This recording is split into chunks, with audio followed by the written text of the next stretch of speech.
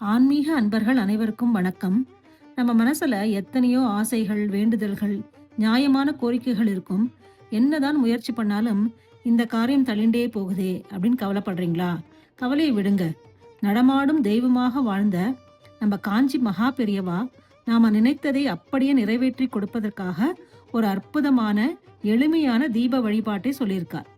இந்த விளக்கு வழிபாட்டை நம்ம நம்பிக்கையோடு செஞ்சோம்னா அது முடியறதுக்குள்ளேயே நம்ம நினைச்ச காரியம் நல்லபடியா நடக்கும். நானும் இந்த தீப வழிபாட்டை ரொம்ப வருஷமா செஞ்சுட்டு இருக்கேங்க.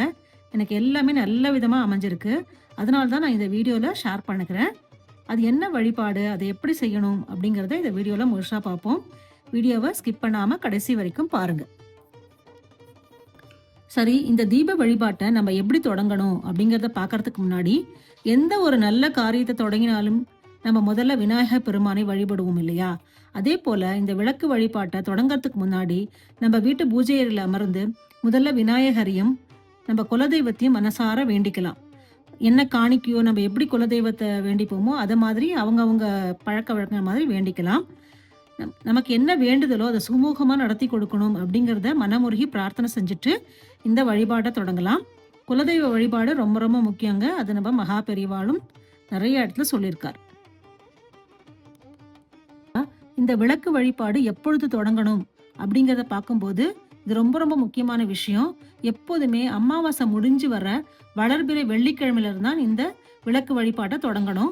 ஒருவேளை அந்த வெள்ளிக்கிழமை பிரதம திதியில வந்ததுன்னா கவலைப்பட வேண்டாம். அடுத்த வாரத்துல வர வெள்ளிக்கிழமையில இருந்து தாராளமா தொடங்கலாம்.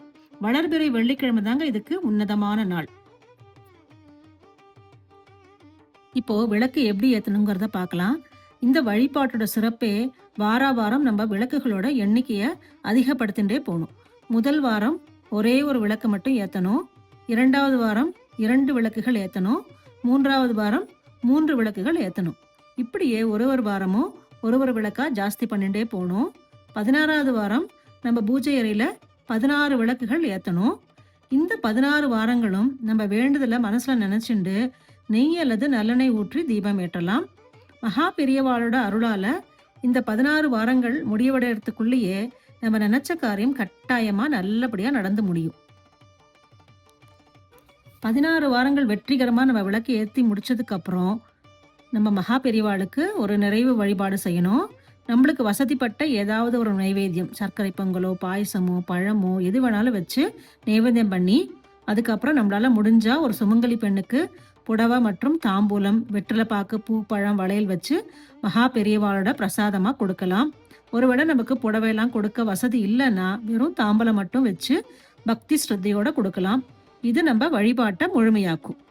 மகா பெரியவாளோட பூரண அருளோட இந்த எளிமையான ஆனால் மிக சக்தி வாய்ந்த தீப வழிபாட்டை உங்கள் வீட்டில் தொடங்குங்க. நீங்கள் நினச்சபடி நல்லபடியாக நடக்கும். உங்களுக்கும் இந்த வீடியோ ரொம்ப பிடிச்சிருக்கும் நம்புகிறேன் ஃப்ரெண்ட்ஸ். இதை உங்கள் ஃபேமிலிக்கும் ஃப்ரெண்ட்ஸுக்கும் ஷேர் பண்ணுங்கள். அவங்களுக்கும் இது யூஸ்ஃபுல்லாக இருக்கும். இந்த வழிபாட்டை செஞ்சு பார்த்துட்டு உங்களோட கருத்துக்களையும் கமெண்ட்ஸையும் மறக்காமல் போஸ்ட் பண்ணுங்கள். வீடியோவுக்கு லைக் பண்ணுங்கள். நம்ம சேனலையும் சப்ஸ்கிரைப் பண்ணி சப்போர்ட் பண்ணுங்கள். அடுத்த ஒரு இன்ட்ரெஸ்டிங்கான வீடியோவில் பார்க்கலாம். Thank you friends. ஓம் ஸ்ரீ மகா பெரியவா சரணம்.